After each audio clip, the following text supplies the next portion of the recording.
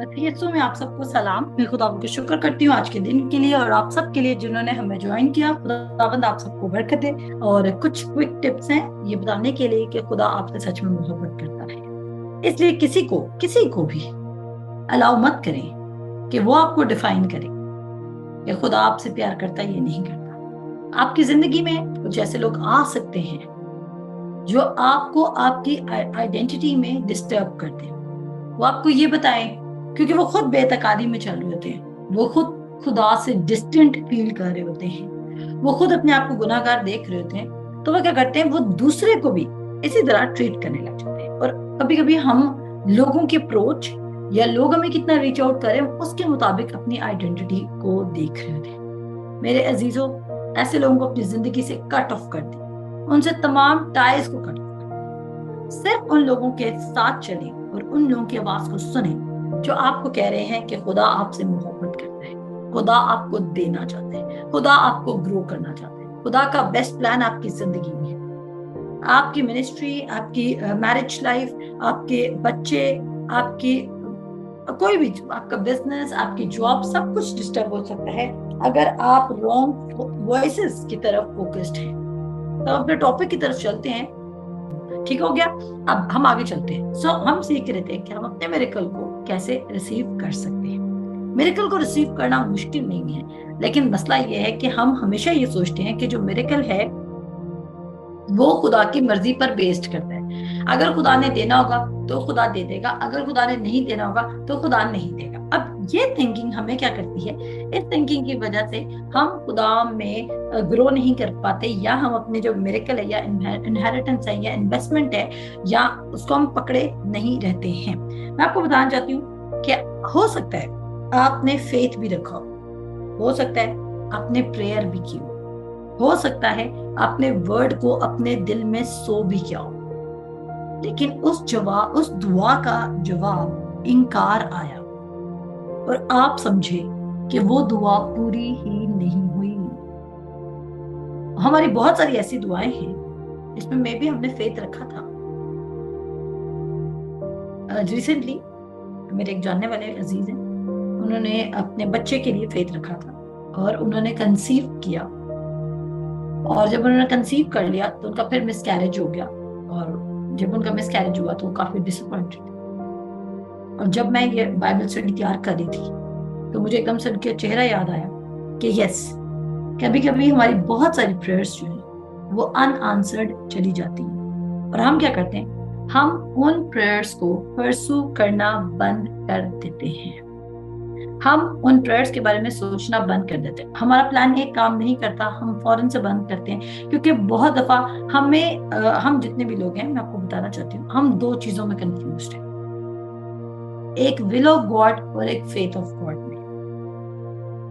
बहुत दफा हम विल ऑफ गॉड के अंदर भी होते हैं, लेकिन हमारी प्रेयर जब एक टाइम काम नहीं करती है तो हम कहते हैं कि इट मींस हमारे फेथ में कोई मसला नहीं है, ये विल नहीं है, और हम प्लान नंबर 2 पे स्विच कर जाते हैं। और एनिमी सोचेगा, सुनिएगा, इवन अगर आप खुदा के प्लान के लिए फेथ भी रख रहे हैं तो डोंट यू थिंक कि शैतान उस प्लान को रोकने की 100% कोशिश करेगा। सोचे जरा, अगर आप दुश्मन पार्टी के खिलाफ कोई प्रोजेक्ट ओपन करते हैं जिसमें दुश्मन पार्टी को नुकसान जा सकता है, तो क्या दुश्मन पार्टी उस प्रोजेक्ट को रोकने के लिए आपको तंग नहीं करेगी, आप पर अटैक नहीं करेगी? वो आप पर अटैक करेंगे क्योंकि वो आपके दुश्मन है, वो नहीं चाहते कि वो प्रोजेक्ट लगे। इसी तरह शैतान क्यों चाहेगा, मे बी आप खुदा की विल में उस वक्त, लेकिन वो नहीं चाहेगा कि आप खुदा की विल के मुताबिक चलें। और वो क्या करेगा, वो आपकी प्रेयर्स को रोकेगा। और जब वो आपकी प्रेयर्स को रोकेगा तो आप समझेंगे कि शायद ये खुदा की विल नहीं, और आप ऑटोमेटिकली जो उसका प्लान था, जो 5 सेंसेस का प्लान था, आप उसमें शिफ्ट कर जाएंगे। आप उसमें क्या कर जाएंगे, आप उसमें मूव कर जाएंगे, आप उसमें शिफ्ट कर जाएंगे, आप उसमें टर्न अराउंड कर जाएंगे। क्या पता आपने वर्ड भी प्लांट किया था, सीड भी लगाए थे, प्रेयर भी की थी मिरेकल की, लेकिन आप मार्क 11:24 को भूल गए। कहता है जो कुछ तुम दुआ में मांगते हो मान रखो कि तुमको मिल गया है। लेकिन जब एक बार उस चीज की रिजेक्शन आई तो आपने ये कैसे ईमान रख लिया कि अब नहीं मिलेगी ये चीज? क्या आपने खुदा से ईमान रख के सब्र और शुक्र के साथ उस चीज को रिसीव नहीं किया था? और रिलेशनशिप की तो बात छोड़ें, लेकिन कुछ चीजें बड़ी डेफिनेट है, लाइक हीलिंग। बहुत सारे लोग कहते हैं मे भी खुदा की मर्जी नहीं है और हम डॉक्टर की तरफ जा रहे हैं। क्या आपने रुककर खुदा से पूछा? खुदा ने, वो कहता है उसने तुम्हें हर तरह की नेमत, जितनी चीजें जिंदगी गुजारने के लिए और दीनदारी के लिए चाहिए, वो उसने तुम्हें फेथ में अनायत कर दी हैं, सॉरी स्पिरिचुअल में अनायत कर दी हैं। जितनी चीजें आज आपको जो भी चाहिए उसने आपको स्पिरिचुअल में दे दिया है। बोले आमीन। आपको जितनी चीजें चाहिए आज उसको उसने आपको स्पिरिचुअल में दे दी हैं मेरे अजीजों। लेकिन उनको स्पिरिट रेलम से लाकर फिजिकल रेलम में लेकर आना है। मरकस उसका 11 बाब उसकी 24 आयत कहती है जो कुछ तुम दुआ में मांगते हो ईमान रखो कि तुमको मिल गया है तो तुमको मिल जाएगा। हमारे ऊपर ये रिस्पॉन्सिबिलिटी आती है कि हम खुदा की विल को अपनी जिंदगी में पूरा करें। मैंने क्या कहा? आप जिनके बच्चे हैं, ठीक है, जिनके नहीं है उनके बहन के बच्चे होंगे या भाई के बच्चे होंगे, कभी ना कभी, या आप किसी के बच्चे खुद होंगे।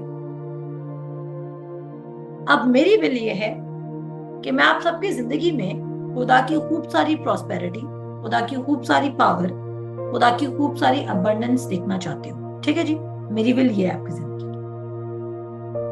लेकिन मेरी विल को आप अपनी जिंदगी में अगर पूरा करना चाहते हैं तो क्या आप पर रिस्पॉन्सिबिलिटी नहीं आती कि आप मेरी इंस्ट्रक्शंस को फॉलो करें और जो मैं कह रही हूँ उस पर बिलीव करें? आती है कि नहीं आती? आपके ऊपर रिस्पॉन्सिबिलिटी आती है। हम वो रिस्पॉन्सिबिलिटी एक्सेप्ट नहीं करते और हम कहते हैं कि अगर खुदा ने अपनी विल को पूरा करना होगा, और हम कहते हैं हम कोई भी स्टेप ले लें आखिरकार हम खुदा की विल में गिर नहीं। आप क्या करेंगे? इस्राएल कौम की तरह बन जाएंगे। चाहते आप दिल से खुदा की विल है लेकिन काम सारे उल्टे करते हैं और आपका 7 दिन का सफर 40 साल के डिले में तब्दील हो जाएगा। क्या ये आम बात है? क्या ये आम बात है? 40 साल का डिले। आज आपका मिरेकल शायद फर्स्ट ईयर में हो जाना था, सेकंड ईयर में हो जाना था, लेकिन अभी तक नहीं हुआ। क्यों? क्योंकि आप खुदा की विल को खींच के अपनी जिंदगी में ला नहीं रहे। शायद आप किसी पर्सन को बहुत ज्यादा खींच रहे अपनी जिंदगी में। काश आप इतने पूरे दिल से खुदा की विल को ढूंढने लग जाए। ये मैं अपने आप को भी कह रही हूँ, मैं आपको भी कह रही हूँ। काश हम इतने पूरे दिल से खुदा की विल को अपनी जिंदगी में खींचने लग जाए। मेरे साथ तकालीफ मत्ती उसका 7 बाब उसके साथ आई। मत्ती उसका 7 बाब उसके साथ आई।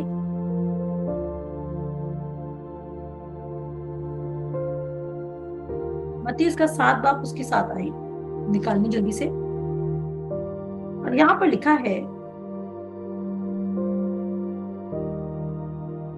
7 बाब के 7 आयत में लिखा है मांगो तो तुमको दिया जाएगा, ढूंढोगे तो पाओगे और खटखटाओगे तो तुम्हारे वास्ते खोला जाएगा। अब हम कहते हैं मांगोगे तो तुमको दिया जाएगा। हम ये तो बिलीव करते हैं कि अगर हम खुदा से मांगेंगे तो हमको मिलेगा, लेकिन जब हमें पहली दफा मांगने पर नहीं मिलता तो हम समझते हैं खुदा नहीं देना चाहता। लेकिन क्या आपने कभी वर्स नंबर 8 पर गौर किया है? कहता है क्योंकि जो कोई मांगता है उसे मिलता है, ये कंफर्म है। हम ये भूल जाते हैं। अगर आपने खुदा से कोई चीज मांगी थी तो जब वो आपको पहली दफा में नहीं मिली, आप समझे खुदा ने नहीं देनी, आप किसी और चीज पे मूव कर गए। लेकिन आपने वो नहीं मांगा जो खुदा, जब आपने मांगी, जब आपको नहीं मिली तो आपने सोचा ओके फाइन, ये खुदा की तरफ से नहीं, और आप आगे मूव ऑन कर गए।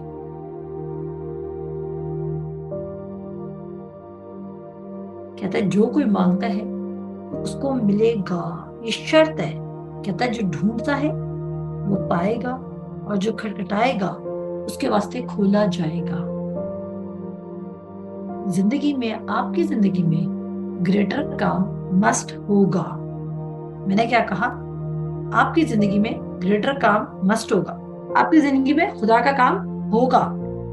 तो ये आपकी रिस्पॉन्सिबिलिटी है कि आप खुदा की विल को अपनी लाइफ में पूरा करना चाहते हैं या नहीं करना चाहते हैं। मैंने फिर कहा, कुछ लोग समझते हैं कि खुदा की विल उनकी जिंदगी में खुद ब खुद पूरी हो जाएगी, लेकिन वो कहता है कि खुदा की विल को मांगना है, खुदा की विल को ढूंढना है और खुदा की विल के लिए खटखटाना है। मैं 3 बातें बोलूंगी, क्या करना है?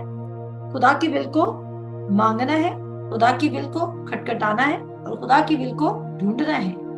तब खुदा की विल आपको मिल जाएगी, आप पालेंगे और आपके वास्ते खुल भी जाएगी।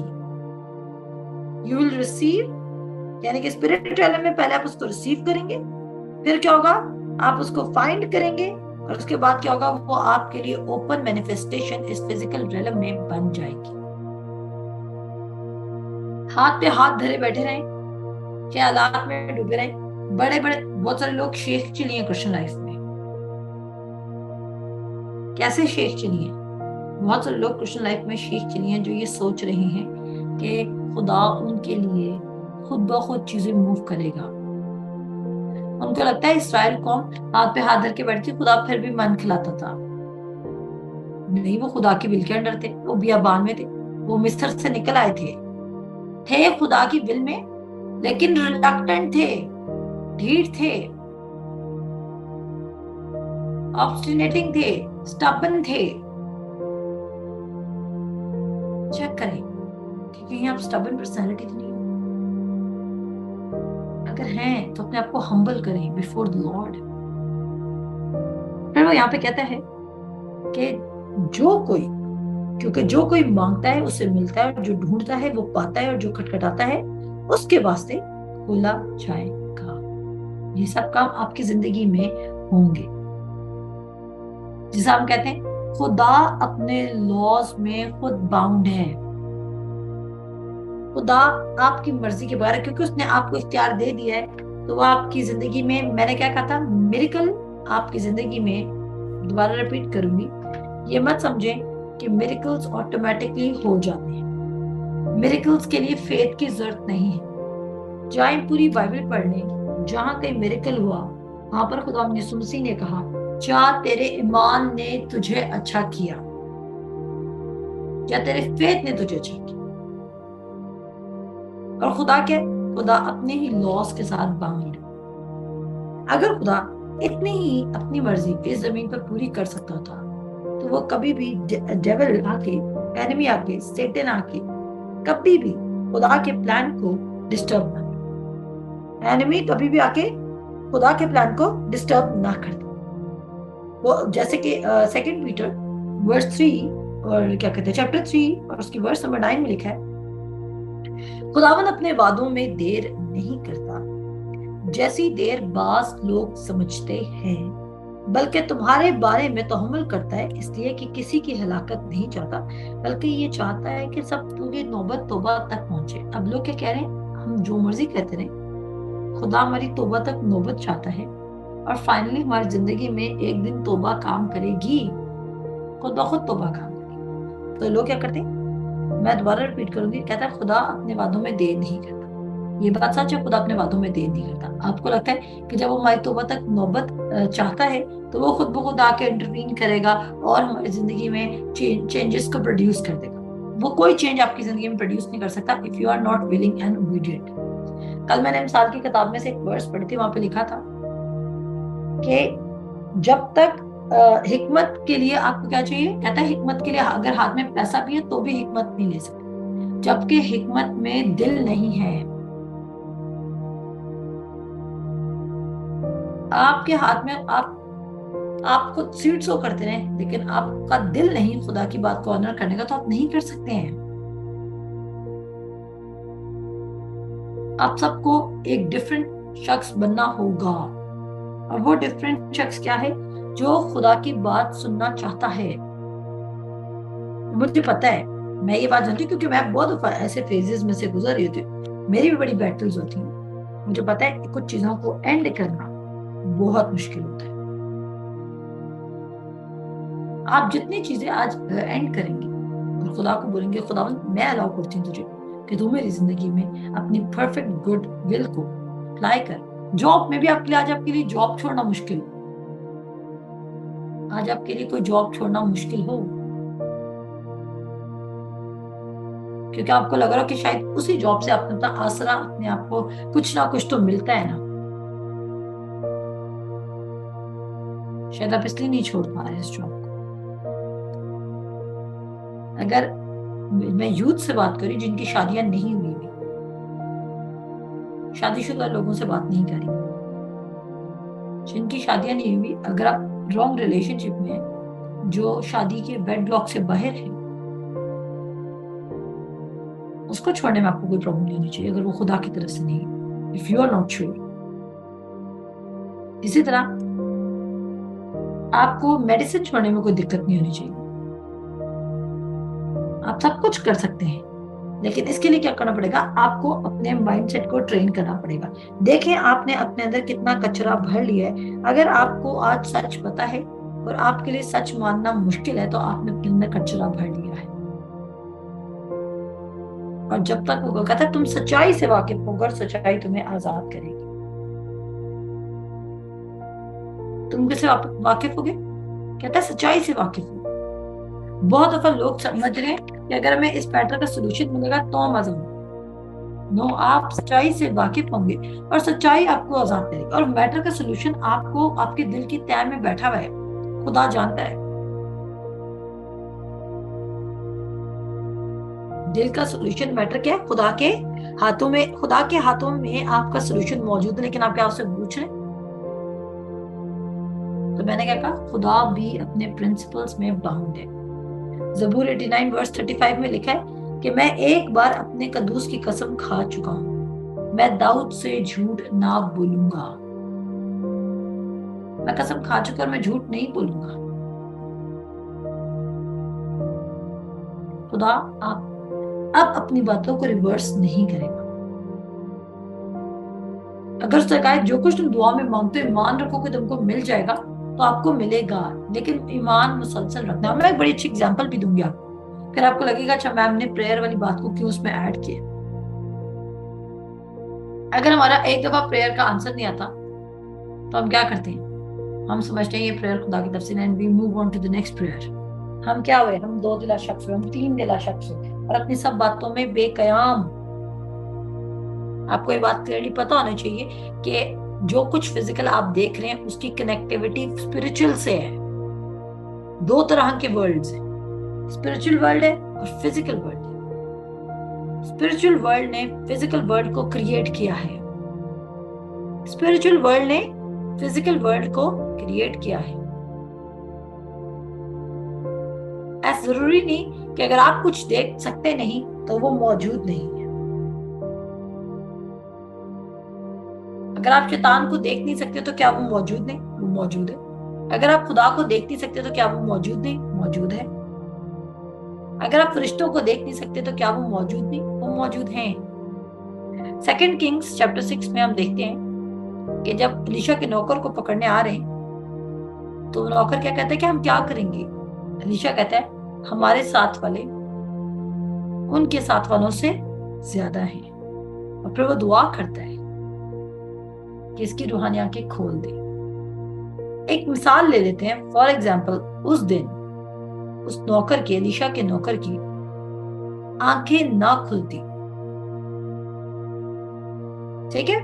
अगर एलीशा के नौकर की उस दिन आंखें ना खुलती और वह ना देख पाता, तो इसका क्या मतलब है? एलीशा ने झूठ कहा था। आप समझ रही बात की? क्या एलीशा ने झूठ कहा था?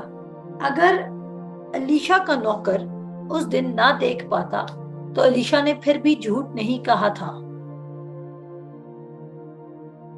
लेकिन हम समझते हैं कि अगर हम वर्ड ऑफ गॉड कांस्टेंट अपनी सिचुएशन के लिए बोलेंगे, अगर हम वर्ड ऑफ गॉड कांस्टेंट अपनी सिचुएशन के लिए बोलेंगे तो हम क्या कह रहे हैं? हम झूठ कह रहे हैं, क्योंकि ऐसा कुछ नजर नहीं आ रहा। अगर हम अपने लिए साम 91 पढ़े प्रोटेक्शन के लिए तो ऐसा कुछ नजर नहीं आ रहा। अगर हम कह रहे हैं कोई वबा हमारे खेमे के नजदीक ना आएगी तो हम ऐसा कुछ नहीं कर रहे, यानी कि ऐसा कुछ नहीं करने का मतलब ये है कि हम ऐसी कोई चीज देख नहीं रहे जो हम दुआ करें। मे बी हम एम्प्टी वर्ड्स बोल रहे हैं। सीरियन आर्मी उनके सर पे खड़ी है, लेकिन अलीशा का नौकर परेशान हो गया। अलीशा क्यों नहीं परेशान हुआ? अलीशा को खुदा के वर्ड की अथॉरिटी और पावर और स्पिरिचुअल रेलम पर यकीन था। जितने लोगों को स्पिरिचुअल रेलम की पावर पर यकीन नहीं, वो सारे अनस्टेबल बिहेव करेंगे। मैंने क्या कहा? जितने लोगों को स्पिरिचुअल रेलम की पावर का यकीन नहीं, वो अनस्टेबल बिहेव करेंगे, क्योंकि उनको फिजिकल वर्ल्ड में जो हो रहा है सिर्फ वही नजर आ रहा है। आपको पता है बहुत सारे लोग जो सुसाइड अटेम्प्ट करने का सोचते हैं, ठीक है, बहुत सारे लोग जो सुसाइड अटेम्प्ट करने का सोचते हैं, वो क्यों अटेम्प्ट कर लेते हैं? उसलिए अटेम्प्ट कर लेते हैं क्योंकि उनको लगता है कि जो इस वर्ल्ड में उन्होंने नुकसान देखा है उसके बाद उनकी जिंदगी खत्म हो चुकी है, और वो टोटली फ्लैश के मुताबिक चल रहे होते हैं, और उसके मुताबिक चलते चलते वो समझते हैं कि अगर हमारा ये काम नहीं हुआ तो बस यहाँ पर हमारी जिंदगी का एंड आ चुका है।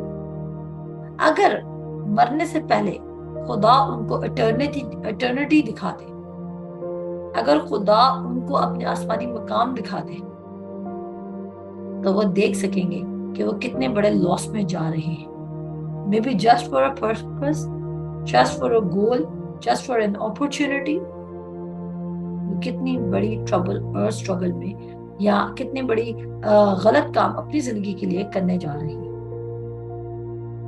तो मैंने क्या कहा, लोग समझते हैं जो कुछ तुम दुआ मांगते ईमान रखो तुमको मिल गया, तो जो नहीं मिला वो कहते हैं हमने तो ईमान रखा था, अब नहीं मिला तो इसका मतलब खुदा की तरफ से नहीं है।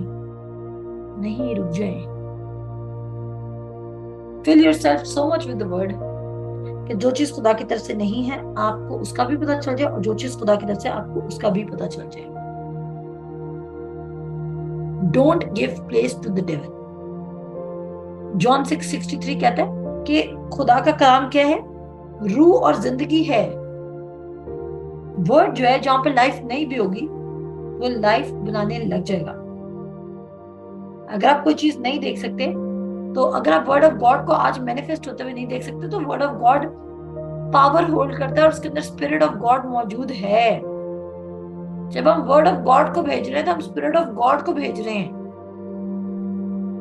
और स्पिरिट ऑफ गॉड जाके हमारे लिए काम करता है।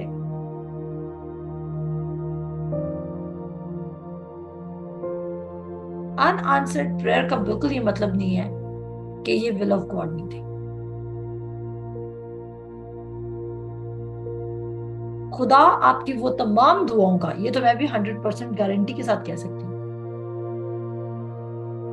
खुदा आपकी उन तमाम दुआओं का जवाब देगा जो आपने उसकी विल के अंडर मांगी होंगी। जितने लोगों ने हीलिंग के लिए खुदा से दुआ की, क्या खुदा ने दी? नहीं दी, क्योंकि हीलिंग खुदा की विल थी, प्रोटेक्शन खुदा की विल थी, जॉब, गुड जॉब खुदा की विल थी, प्रॉस्पेरिटी खुदा की विल थी, औलाद होना खुदा की विल थी। और एक बात याद रखें, जब हम दुआ कर रहे थे, हमारे डीप डाउन हमारे दिल में कॉन्फिडेंस होता है कि यार ये दुआ ना खुदा की तरफ से, ये हम जो दुआ करें ठीक है दुआ कर। डीप डाउन मुझे पता होता है कि मैं ये दुआ खुदा की विल में रह के करूँ या नहीं रह के करूँ, या मेरे इसमें मेरा अपना फ्लैश इन्वॉल्व है। क्योंकि जो दुआ करते वक्त मैं पैनिक में आ रही हूँ और मैं परेशान हो रही हूँ, वो मेजोरिटी टाइम्स वो दुआ वो होती है जो सिर्फ मेरा अपना दिल चाहता है कि ऐसा हो जाए, और वो खुदा की तरफ से नहीं होती। लेकिन जो दुआ मैं खुदा की विल में करती हूँ, मैं एश्योरेंस, और मैं ज्यादा खुदा से बात करने के बजाय मैं शैतान को रिब्यूक करती हूँ, मैं थैंक यू करती हूँ, क्योंकि मुझे पता होता है मेरे पास अथॉरिटी है। जब आप खुदा से कोई चीज मांगते हैं, एक बात याद रखिएगा, तो खुदा उसको डायरेक्ट फिजिकल रेलम में आपको नहीं दे सकता है। जब आप खुदा से कोई चीज मांगते हैं तो वो आपको स्पिरिचुअल रेलम में रिसीव होती है पहले, तभी तो द मोमेंट आप प्रेयर करते हैं आपको वो चीज स्पिरिट के रेलम में मिल जाती है, और आप उसका शुक्र करके, दुआ करके, आप शुक्र करते हैं, आप दुआ करते हैं और आप ईमान रखते हैं कि खुदा ने मुझे दे दिया। फिर आप वेट करते हैं कि वो फिजिकल मैनिफेस्टेशन की तरफ बढ़ना शुरू करे। खुदा का ऑपरेशन, खुदा कहां तक वर्किंग कर सकता है? सिर्फ फिजिकल स्पिरिचुअल रेलम तक। खुदा आपकी सिचुएशन में कहां तक काम कर सकता है? सिर्फ स्पिरिचुअल रेलम तक। मैं रिपीट करूंगी और लिख लीजिए, God's operation ends in the spiritual realm. खुदा का जो ऑपरेशन है वो सिर्फ स्पिरिचुअल रेलम तक। फिजिकली उस चीज को कैसे मैनिफेस्ट करना है, वो बाय फेथ है। वो क्या है? बाय फेथ है। वो आप लेकर आएंगे उस चीज को ईमान के थ्रू, क्योंकि वो कहता है, इब्रानियों की 11 बाब की पहले आयत में लिखा है, इब्रानियों का 11 बाब उसकी पहली आयत में लिखा है,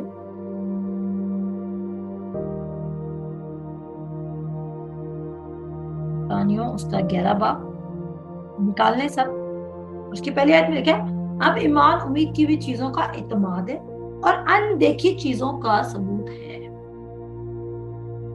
आपका फ्लैश कभी भी जो आपकी स्पिरिट में मौजूद चीजें हैं उनको नहीं देख सकता। मैंने क्या कहा?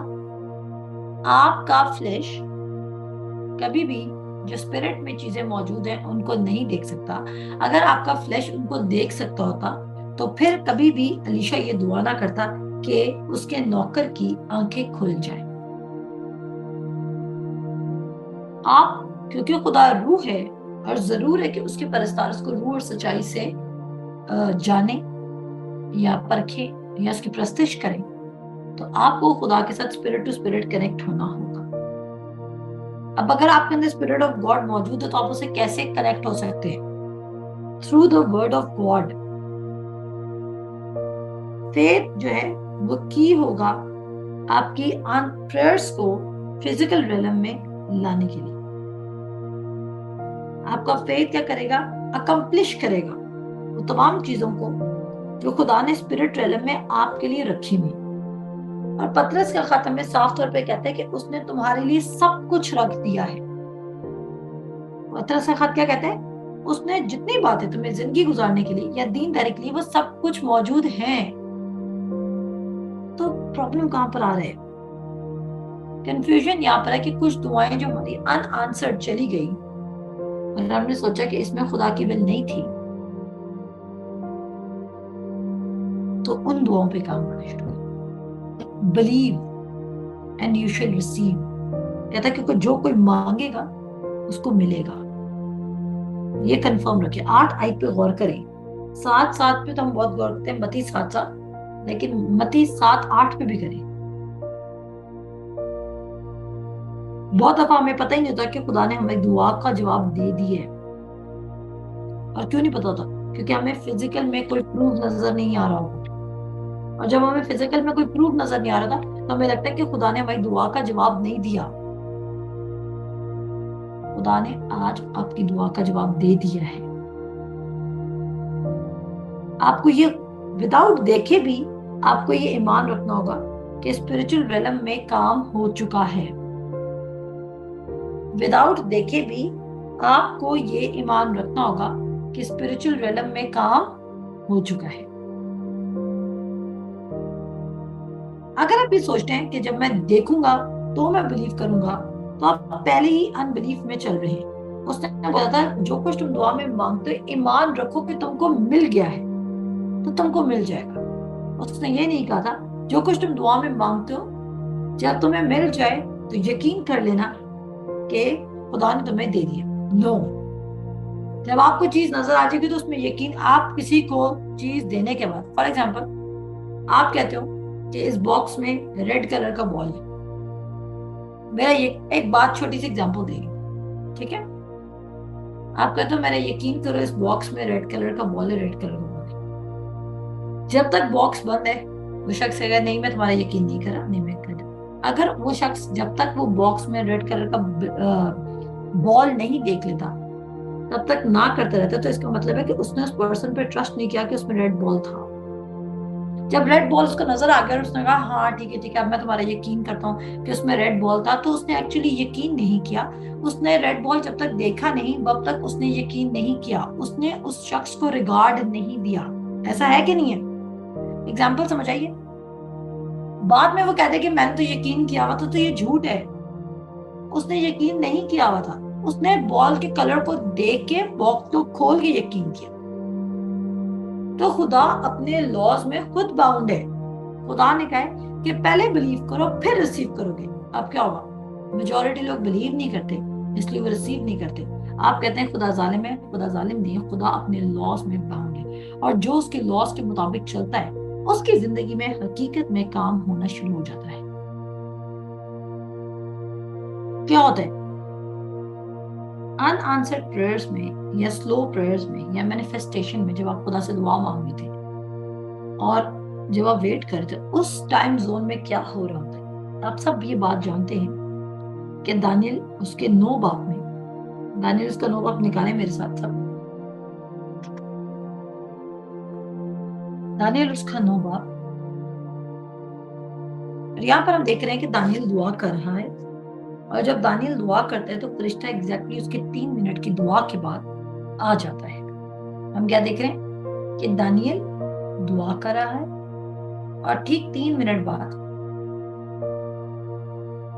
दानियल की दुआ का जवाब आ जाता है। लेकिन दानियल उसके 10 बाप में हम देख रहे हैं कि दानियल 21 दिन तक दुआ करता रहता है और जवाब 21 दिन बाद आता है।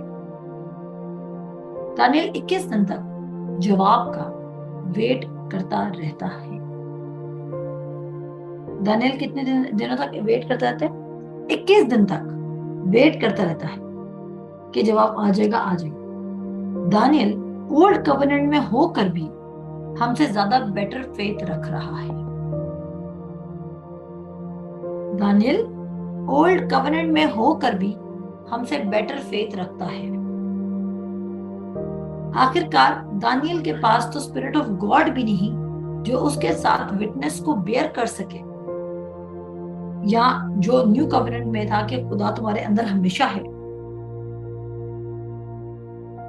क्या उसको नहीं लग रहा होगा शायद इस दफा खुदा मुझसे बात नहीं करना चाहता, शायद इस दफा खुदा मुझे सोल्यूशन नहीं बताना चाहता, शायद इस दफा खुदा मुझे निकालना नहीं चाहता। वो ओल्ड कवेनेंट में रह के भी खुदा का बेटर वेट कर रहा है। वो यकीन कर रहा है कि जो कुछ उसने दुआ में मांग लिए, अगर उसने खुदा को मदद के लिए पुकारा है तो खुदा उसे जरूर जवाब देगा। उसका उठ जाने का मतलब ये था कि उसने खुदा का वेट नहीं किया, लेकिन उसका मुसलसल बैठे रहने का मतलब ये था कि उसने खुदा का वेट किया, स्टॉल किया। तो आपके पास भी एक सिस्टम है जो बिलीव कर सकता है, लेकिन जिस सिस्टम को आप ज्यादा फीड करें वो सिस्टम आपके अंदर ज्यादा स्ट्रांग होता जा रहा है, और जिस सिस्टम को आप लेस फीड करें वो आपके अंदर वीक होता जा रहा है। 12वीं आयत में, दानियल की 10 बाप की 12वीं आयत में क्या होता है? शैतान वो फरिश्ता आके कहता है कि ए दानियल, अजीज मर्द, जो बातें मैं तुझसे कहता हूँ समझ ले और सीधा खड़ा हो जा, क्योंकि अब मैं तेरे पास भेजा क्यों? और जब उसने मुझसे ये बात कही तो मैं कांपता हुआ खड़ा हुआ। तब उसने मुझसे कहा, दानियल खौफ ना कर, क्योंकि जिस रोज से तूने दिल लगाया लगाया ये समझे और अपने खुदा के हुजूर आजिज़ी करे, तेरी बातें सुनेगी और तेरी बातों के सबब से मैं आया हूँ। तूने आजिज़ी की कि तू मेरी बातें सुनना चाहता है, खुदा की बात। तो मुझे पहले दिन से ही खुदा ने भेज दिया था कि मेरे बेटे को जाके जवाब दो। आज आपकी हर कंफ्यूजन का जवाब खुदा के पास, लेकिन मसला क्या है? सुनने का वक्त नहीं है। किसका वक्त नहीं? सुनने का वक्त। और उसके नीचे अगर आप पढ़ें तो वो कहता है कि मुझे फारिस की मुमलिकत के मुवक्किल ने 21 दिन तक मेरा मुकाबला किया। अब खुदा ने, ये सोचे जरा, अगर शैतान और फरिश्ते के दरमियान जंग लगी थी तो खुदा ने दानियल को क्यों नहीं कहा कि तू शैतान को बाइंड करने की दुआ कर? क्या आपने पुराने अहदनामे में कोई शैतान के मुकाबले की दुआ पढ़ी कभी? बताएं मुझे, क्या आपने पुराने अहदनामे में शैतान के मुकाबले की दुआ पढ़ी? लेकिन नया अहदनामा कहता है खुदा के ताबे जो अबलीस का मुकाबला करो। दानियल अबलीस का मुकाबला नहीं कर सकता था क्योंकि पुराने अहद के मुताबिक दानियल के पास अबलीस के ऊपर अथॉरिटी नहीं थी। अब समझ आई? अगर खुदा दानियल को दिखा भी देता कि अबलीस और फारस की मुमलिकत के मोतल के साथ एंजल की जंग भी लड़ी हुई है, तो दानियल कुछ भी नहीं कर सकता था। लेकिन आप जो न्यू कवेनेंट के हैं, आपको शैतान के ऊपर अथॉरिटी दी गई है। आपको किस पे, हमने वेट नहीं करना कि हमारे फरिश्ते आके शैतान को डिफीट करें। हमारे अंदर रेजरेक्टेड जीसस क्राइस्ट है जिसका डेविल मुकाबला नहीं कर सकता है। मैथ्यू 4, लूक 4 में आप देख लें जाकर, यीशु मसीह ने शैतान का मुकाबला किया, खुदा के ताबे हुआ और इब्लीस उससे भाग गया। शैतान के पास कोई ज्यादा लंबी ट्रिक्स नहीं है, और ये मत समझे कि वो आपको मिरेकल को क्रॉस ट्विस्ट करना चाहते हैं। उसके पास ज्यादा ट्रिक्स नहीं है। तो सेम ट्रिक्स को इस्तेमाल किया जा रहा है, सेम ट्रिक्स को। तो उसके पास कोई लिमिटलेस ट्रिक्स नहीं है आपको तंग करने की। दानियल के पास अथॉरिटी नहीं है ओल्ड कवेनेंट में, लेकिन आपके पास न्यू कवेनेंट में अथॉरिटी है। शैतान आपकी दुआओं को कैसे रोकेगा? शैतान आपकी दुआओं को इस तरह रोकेगा, फॉर एग्जाम्पल आप फाइनेंसेस के लिए दुआ करें। सुन लीजिए, सबसे इंपॉर्टेंट बात है, पूरे सरमन की सबसे जरूरी बात।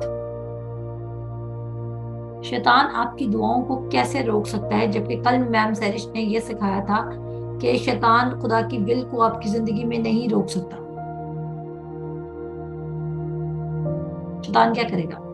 मे भी आप अपना घर बेचना चाह रहे हैं, आप दुआ कर रहे हो खुदा तू कोई अच्छा सा गाहक भेज देगा।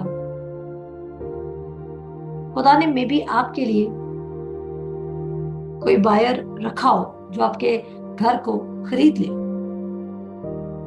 लेकिन आप उस शख्स के लिए दुआ नहीं करके खुदावन स्पिरिचुअल रेलम में तूने जो भी शख्स मेरे लिए रखा है उसका दिल तैयार हो और वो मेरे घर को खरीदने आए।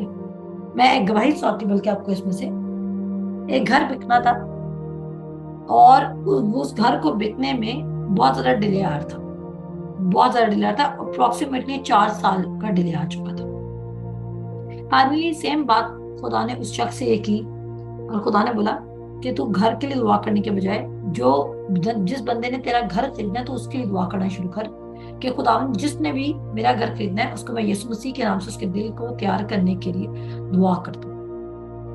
क्या हुआ? ठीक 10 या 11 दिनों बाद वो बंदा उस बंदे से मिलता है और कहता है कि तूने मैं तो तेरा घर पिछले 3-4 सालों से खरीदना चाह रहा था, लेकिन क्या होता था कि जिस दिन मैं डिसाइड करता था कि तुझे कॉल करूं और तेरे साथ फाइनेंशियल डीलिंग करूं, साथ ही मेरी जिंदगी में कोई ना कोई और काम शुरू हो जाया करता था जो कि मोर इम्पोर्टेंट होता था, और इसकी वजह से मैं तुझे रीच आउट नहीं कर पाता था। तो उस शख्स की दुआ 3-4 साल पहले सुनी गई थी। लेकिन शैतान क्या करता? शैतान जो अदर पीपल हमारे मिरेकल में इन्वॉल्व है, शैतान उनको हिंडर कर देता है। मैंने क्या कहा? जो अदर पीपल हमारे मिरेकल में इन्वॉल्व है, शैतान उनको रोक देता है। तो शैतान प्रमोशन को रोक देता है। प्रमोशन को कैसे रोके? बहुत सारे लोग अपनी प्रमोशन के लिए दुआ करें लेकिन अपने बॉस के लिए दुआ नहीं करें। आप अपने बॉस के लिए दुआ करना शुरू करें। जैसे कि इंसान की किताब उसकी 3 बात में लिखा है, तो खुदा और इंसान दोनों की नजर में मकबूलियत हासिल करेगा। क्या लिखा है? तो खुदा और इंसान दोनों की नजर में क्या हासिल करेगा? मकबूलियत हासिल करेगा। तो आप लोगों से फेवर को रिक्वायर कर सकते हैं, प्रमोशन को रिक्वायर इन सेंस के बाय फेथ कर सकते हैं, उनके लिए दुआ कर सकते हैं, लोगों को भी बाइंड कर सकते हैं, उनको लूज भी कर सकते हैं। रोमन्स 12:3 में लिखा है कि हम सबको इक्वल फेथ दिया गया है। ऐसा नहीं है कि मेरे पास कम फेथ और आप फर्स्ट, लेकिन फेथ की जो अकम्पलिशमेंट है वो कैसे होगी? जब आप कांस्टेंट उसी चीज पे खड़े रहेंगे। गलत दुआओं पे खड़े रहेंगे तो वो पूरी नहीं होंगी, जो खुदा की विल से नहीं, जो खुदा की विल से बाहर होंगी। तो ये आपके ऊपर डिपेंड करता है, ये आपकी स्पिरिचुअल रिस्पॉन्सिबिलिटी है कि आप खुदा की विल को अपनी जिंदगी में पूरा करना चाहते हो या नहीं करना चाहते हो। मैंने क्या कहा कि आपकी रिस्पॉन्सिबिलिटी है कि आप खुदा की विल को अपनी जिंदगी में पूरा करना चाहते हो या नहीं करना चाहते हो। तो अगर आप खुदा की विल को पूरा नहीं करना चाहते हो तो खुदा जबरदस्ती इंटरवीन करके आपकी जिंदगी में अपनी विल को पूरा नहीं करेगा। आप अभी बहुत में भी ऑर्डिनरी लाइफ गुजार रहे हैं, जिसकी वजह से बहुत सारे लोग इंप्रेस नहीं हो रहे हैं। आपकी जिंदगी में मिरेकल्स रुके हुए क्योंकि आपने मिरेकल्स की रिस्पॉन्सिबिलिटी खुदा पर फेंकी हुई है। अगर खुदा इस दुनिया को रूल और रेन कर सकता होता तो वह एडम को कभी भी ना कहता you rule and you rain. जिस तरह खुदा यीशु मसीह ने मैथ्यू 4 और लूक 4 में शैतान को रेजिस्ट किया, उसको हिंडर नहीं करने दिया, इवन पीटर को रेजिस्ट किया, आप भी कर सकते हैं। क्यों? क्योंकि आप मसीह के साथ मसलूब हो गए हैं और अब आप उसमें जिंदा हैं। और क्योंकि अब आप मसीह में जिंदा हैं, इसलिए जब आप जिस्म में जिंदगी गुजारते हैं तो खुदा के बेटे पर ईमान लाने से गुजारनी है, ताकि आप खुदा के तमाम प्लान्स को अपनी जिंदगी में पूरा होते हुए देख सके। तो हमने क्या सीखा? मिरेकल्स को जिंदगी का हिस्सा बनाने के लिए ये नहीं सोचना कि मिरेकल्स खुदा के हाथ में है। इवन आपका मिरेकल भी खुदा के हाथ में नहीं है, वो आपके हाथ में है। हम उसको मिरेकल क्यों कहते हैं? सबसे पहले तो ये अंडरस्टैंड करेंगे। हम उसको मिरेकल इसलिए कहते हैं क्योंकि वो समथिंग जिसमें नेचुरल चैनल्स बंद हो उनको मिरेकल कहते हैं, जिसमें सुपर नेचुरल कुछ हो जाए। जैसे आसमान से रोटी बरसना, इब्राहिम के लिए आसमान से रोटी नहीं बरसी, लेकिन वो कांस्टेंट अच्छी रोटी खाता है, वो बरकत थी। ऐसा ही है, इब्राहिम कांस्टेंट अच्छी रोटी खाता है, वो बरकत है। लेकिन 40 बरस तक आसमान से मन बरसना क्या था? मिरेकल था। मिरेकल नेचुरल लॉस को सुपरसीड कर देता है, लेकिन मिरेकल में भी फेथ की इन्वॉल्वमेंट होती है। मिरेकल आपके रोने से मूव नहीं करता, बल्कि आपके फेथ से करता है। अपनी अनआंसर्ड प्रेयर्स को दोबारा चेक करें। सेटन को मौका ना दें कि वो आपके मिरेकल्स को खुद खा जाए। अलाउ करें खुदा को, इंटरवीन करने दें खुदा को। और जिस तरह वो आपको मिरेकल के लिए आपको कहता है, चाहे जाए कि वो आपको कहे कि पानी में 7 गोते मार ले, या वो कहे कि मछली पकड़ और जो पहली मछली आएगी उसको पकड़, या वो आपको कह दे जाल डाल, या वो आपको कहे आ जा, या वो आपको कुछ भी करने को कहे, तो फिर वो आपको करना होगा। लेकिन उसके लिए क्या इन्वॉल्व होगा? सिर्फ ब्लेसिंग के लिए फेथ की जरूरत नहीं है, मिरेकल के लिए भी फेथ की जरूरत है। ब्लेसिंग नेचुरल चैनल से मिलेगी, लेकिन उसमें खुदा इन्वॉल्व होगा। मिलेगी नेचुरल चैनल से, लेकिन जो मिरेकल है वो नेचुरल चैनल्स को भी सुपरसीड करता है। जो कि मैंने आपको बताया था कि बाइबल का सबसे बड़ा मिरेकल कवारी मरियम का हामला होना है। मैंने क्या कहा? बाइबल का सबसे बड़ा मिरेकल क्या है? कवारी मरियम का हमला होना। नेचुरल लॉ सुपर नेचुरल को क्रॉस करके, अब आप कहेंगे तो उसमें भी तो खुदा ने अपनी मर्जी से काम किया। नहीं, उसमें कोई कहीं भी खुदा ने अपनी मर्जी से काम नहीं किया। मरियम ने परमिशन दी है। अगर मरियम उस टाइम कह देती नो गॉड मैं रिसीव नहीं कर सकती, तो खुदा नहीं काम कर सकता। जकरिया को अपने मिरेकल के लिए डाउट आया तो क्या हुआ? क्या हुआ जब जकरिया को अपने मिरेकल के लिए डाउट आया? खुदा ने उसका मुंह बंद करा दिया। जरमाया जब बोल रहे कि मैं तो छोटा सा बच्चा हूं, खुदा ने बोला तू ऐसा ना बोल। यरू की दीवार गिराने से पहले खुदा ने बोला था कि तुमने 7 दिन तक कुछ बोलना ही नहीं है। आपको पता है यरू की दीवार में खुदा ने क्या कहा था? 7 दिन तक कुछ बोलना ही ना, क्योंकि उनका कुछ ना बोलना बेहतर था, बजाय कि वो अपनी बेतकादी को बोलते। कल मैंने बताया था, मिरेकल को रिसीव करने के लिए आपके वर्ड्स भी मैटर करते हैं। कहा था कि नहीं कहा था? मिरेकल को रिसीव करने के लिए आपके वर्ड्स भी मैटर करते हैं, आपकी इमेजिनेशन मैटर करती है, आपका फेथ मैटर करता है, आपकी प्रेयर मैटर करती है, आप वर्ड में स्टेबल रहते हैं, वो मैटर करता है।